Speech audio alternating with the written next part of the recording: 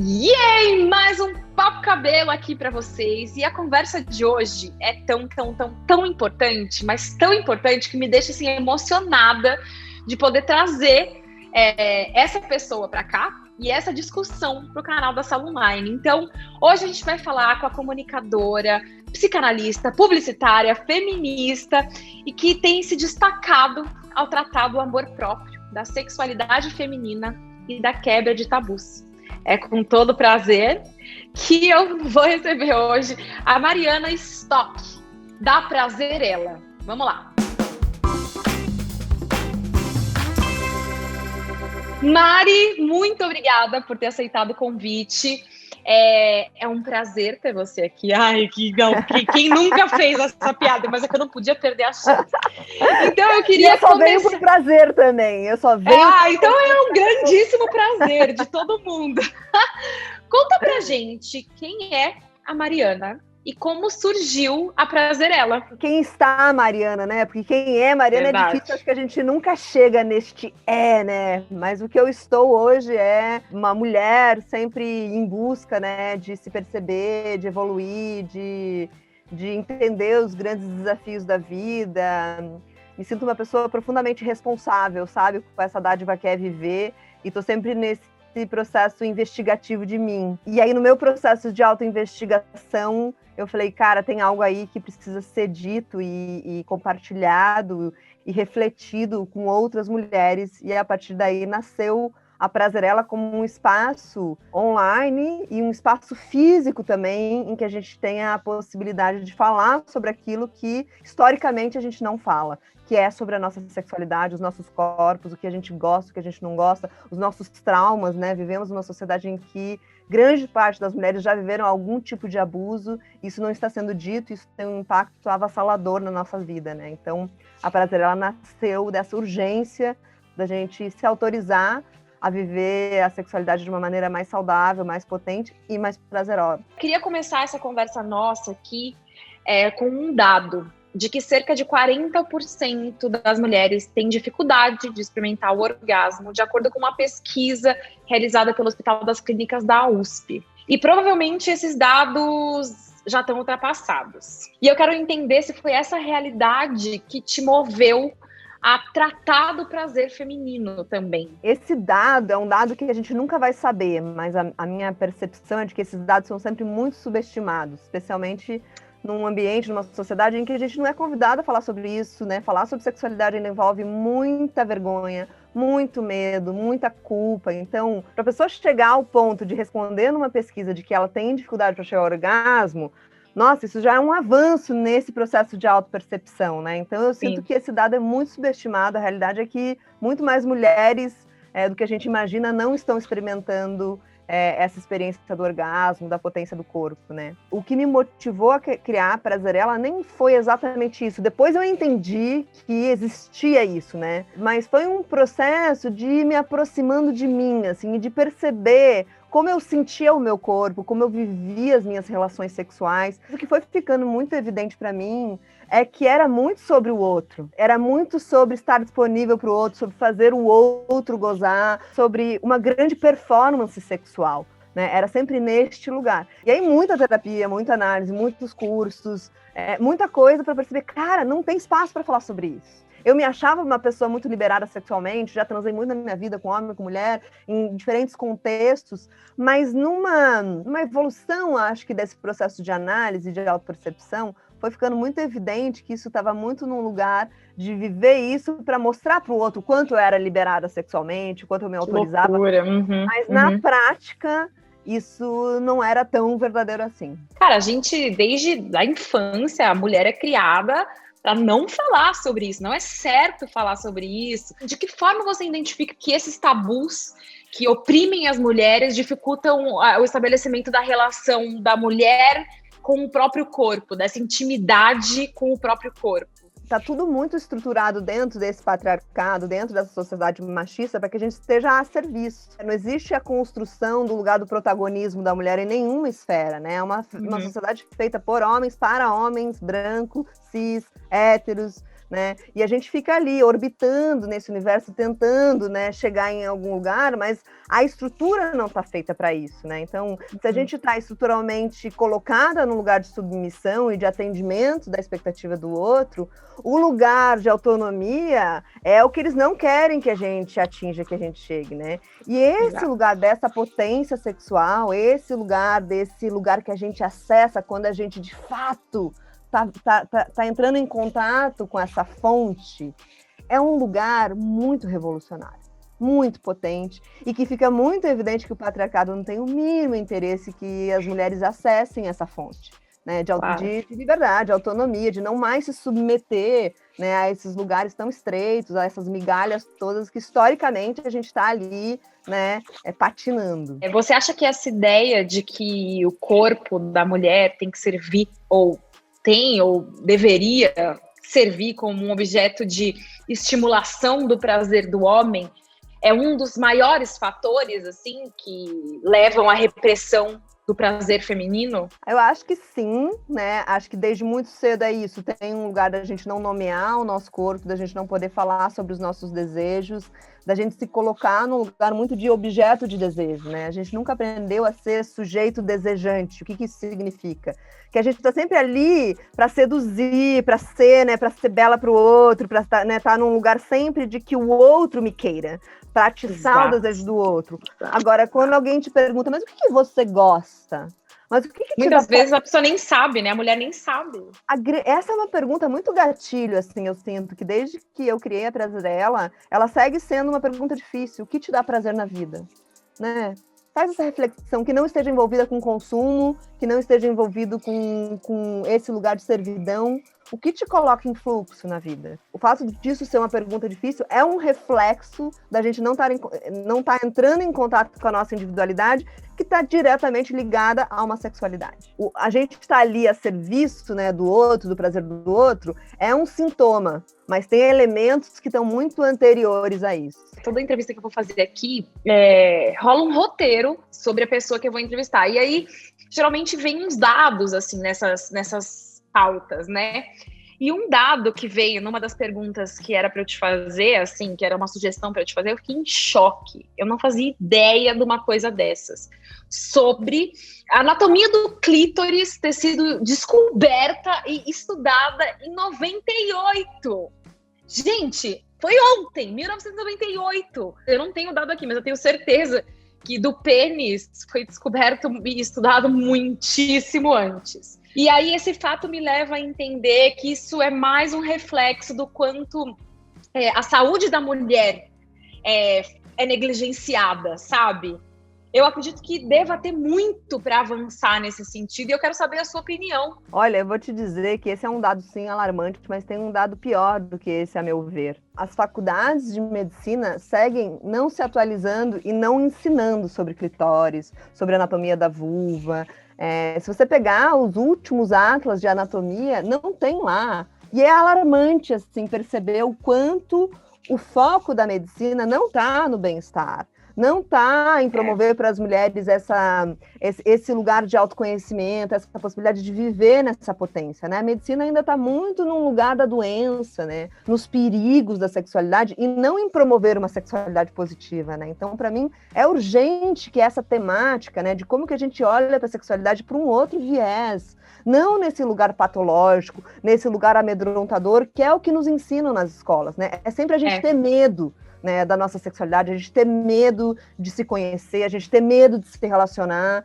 E é óbvio que cuidados para a gente se relacionar são importantes, mas antes do cuidado vem a potência, porque a gente vive através de um corpo, a gente é a nossa sexualidade, né? Enquanto a gente nega isso, a gente não está tendo a chance de ser quem a gente é, de se descobrir nesse corpo potente. A gente precisa rever muita coisa para trazer um olhar potente e positivo para a sexualidade, e são lugares que estão muito arraigados, né, enraizados na nossa sociedade, né, como a educação, como a medicina, que ainda tem esse olhar muito conservador e moralista para a sexualidade. Falando sobre autocuidado e tal, há quem aponte que a masturbação é uma das práticas de autocuidado mais importantes e eficazes quando a gente fala da saúde da mulher.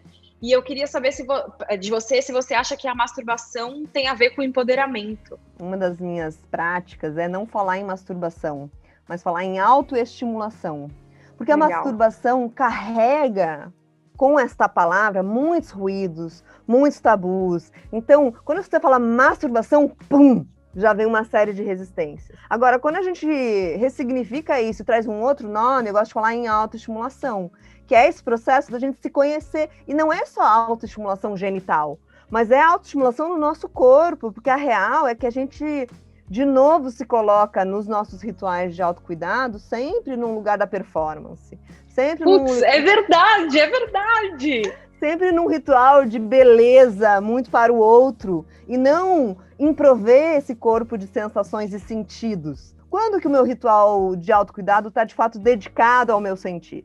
Ao meu amadurecimento, ao meu autoconhecimento, né? A gente tem um olhar muito punitivo para o nosso corpo, né? Muito de um julgamento absurdo, sempre procurando, né, aquilo que a gente não gosta, aquilo que precisa melhorar. Mas quando é que a gente olha para o nosso corpo de uma maneira íntegra? Eu acho que um ritual de autoestimulação é um ritual revolucionário e tem tudo a ver com empoderamento, tem tudo a ver com esse processo da gente encontrar as nossas bordas. A gente também nunca aprendeu a dar limites para o outro. Como a nossa vida, a vida da mulher é posta num lugar em que a gente serve o outro, a gente não sabe qual é o nosso limite. Muitas vezes a gente é que se abusa, porque a gente não sabe dizer não. Então a autoestimulação é um processo também da gente se reconhecer com limites, de saber, eu gosto disso, eu não gosto quando toca assim. É uma forma da gente se proteger, inclusive, dos abusos de fora.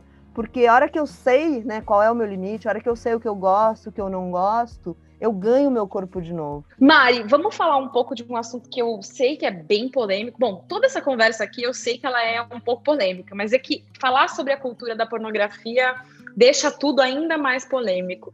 Eu queria saber se esse tipo de material impacta a saúde sexual da mulher de alguma forma. A pornografia mainstream, que é o que chega no celular de 11 em cada 10 caras, é uma pornografia que reproduz todos esses estereótipos dos quais a gente está falando. A mulher está ali numa condição de submissa, ela está ali para dar prazer para o outro, o prazer dela não importa, ela está fazendo uma performance de prazer, então é um desserviço, né, para as mulheres que assistem aquilo e falam, gente, não me identifico com isso, eu devo ter algum problema muito sério, porque as mulheres veem aquilo como sendo o único pilar social em que eu aprendo algo sobre sexo e sexualidade, porque não tem outro. E ela ensina você a se sentir desajustada. O que aparece na tela é uma mulher fingindo um prazer, mas que na prática ela está sofrendo uma violência absurda ali. É uma cultura do estupro colocada em prática ali. A pornografia é um ambiente profundamente tóxico para esse processo da gente ganhar autonomia e conhecimento sobre a gente, porque a gente coloca um referencial num lugar onde não existe, né? A pornografia é ficção. De real ali não tem nada. Né? Nem aqueles corpos, nem aquela performance, nem aquela projeção daquele prazer, nada daquilo existe. Mas a pornografia está a serviço do status quo, está a serviço da sociedade como ela é, está a serviço do patriarcado. Um outro assunto que a gente tem visto virar pauta e ser tratado pelos coletivos de mulheres preocupadas com a saúde é a discussão sobre os efeitos contraceptivos sintéticos no organismo. E eu queria saber qual que é a sua posição sobre o assunto. Esse é um tema polêmico também, né? Porque os anticoncepcionais surgiram como uma aposta, como uma possibilidade de liberdade, da libertação, né, da mulher, né? Dela não precisar estar refém, né, da possibilidade de engravidar e poder viver de forma mais liberta a sua sexualidade, as relações sexuais, tudo mais. Mas ele se tornou mais uma ferramenta desse patriarcado, né? Porque esses hormônios sintéticos nos tiram do nosso ciclo, né? Esse ciclo tem um porquê dele estar vivo no nosso corpo, né? Ele nos traz uma série de percepções, né, de vivências distintas. E o que o anticoncepcional faz é nos tirar desse lugar. E uma outra reflexão a respeito disso que eu acho que vale sempre a gente fazer é que o anticoncepcional, de novo, responsabiliza a mulher pela gestação, pelo engravidar, né? E se a gente pensar biologicamente, quem engravida o tempo todo são as pessoas que têm pênis e espermatozoides. Eles estão férteis o tempo todo. Nós que temos útero e tal, e que estamos em idade fértil, a gente está fértil 3 dias por mês, apenas. E toda a responsabilidade da contracepção está na nossa conta. E hoje já não tô afim, não topo essa contrapartida que é tomar anticoncepcional, né? Você não fica fértil, mas você também perde vitalidade, você perde potência. Eu pelo menos sinto isso para mim. E eu converso com muitas mulheres do curso, para muitas mulheres que vivem essa experiência de tomar anticoncepcional por muitos anos e de repente parar de tomar, o que acontece com o corpo. É uma revolução. Ah, não, é surreal, Parece é surreal. Que, assim, ganhei um corpo de novo. Nossa, é assim que eu funciono, né? É assim que eu vivo, de fato. Eu sei que você é doula. Eu achei incrível saber disso, queria ter sabido antes. E eu queria que você saber, na verdade, eu sei. Eu tive uma doula e ela foi tudo, a palavra é tudo. Eu queria que você contasse, explicasse um pouco o que o acompanhamento de uma doula traz de benefícios para a saúde de uma gestante. Para mim foi um portal, assim, entender a função, né, dessa pessoa que acompanha uma gestante, uma parturiente. Para a gente conseguir parir, especialmente de uma forma natural, sem intervenções, a gente precisa entrar num estado alterado, né, de selvageria. Os hormônios do parto são muito para levar a gente para esse lugar.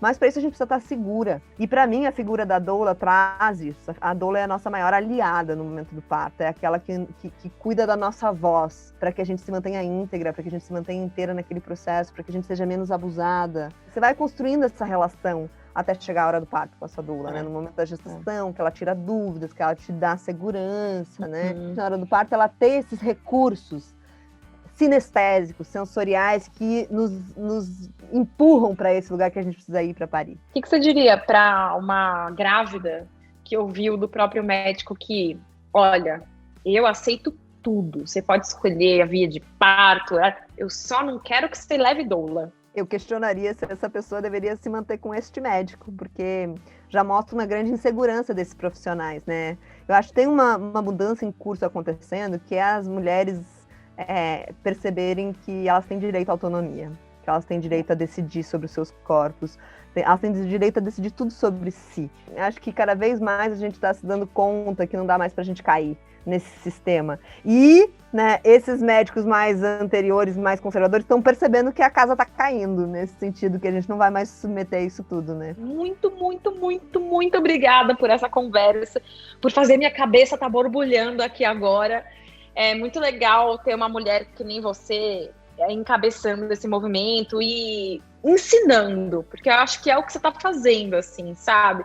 E quando uma aprende e ensina a outra, não tem para ninguém. Exatamente. É nisso que Obrigada, viu? Na força, na potência da partilha, né? Da gente poder refletir, da gente poder nomear o que está acontecendo, que isso já é transformador. Só o fato da gente ter palavras novas para nomear o que é sobre nós, né? Já é. Se a gente muda a linguagem, a gente muda a realidade. Se a gente muda a expressão, a gente muda a realidade. É para isso que eu trabalho, e é um trabalho de formiguinha, mas que cada vez que eu escuto os relatos das mulheres que entram em contato, né, um relato de alguém que fala, nossa, nunca tinha parado para pensar sobre isso, ganhei meu dia. Ai, que bom. Mari, muito obrigada. Foi um prazer. Ai, eu não consigo parar. Se você aí gostou desse vídeo, deixa seu comentário aqui embaixo, se inscreve no canal da Sala Online para assistir as outras entrevistas do Papo Cabelo e os conteúdos bacanas que tem por aqui. E vamos combinar uma coisa? Se você gostou desse vídeo, encaminhe o link para pelo menos uma amiga sua. Bora, vamos fazer essa mensagem. E segue a Prazerela. E segue a Prazerela, porque isso daí já tá mais do que óbvio, né? Vamos fazer essa conversa aqui chegar no maior número de amigas que a gente conseguir. Um beijo e até o próximo vídeo. Tchau. Beijo.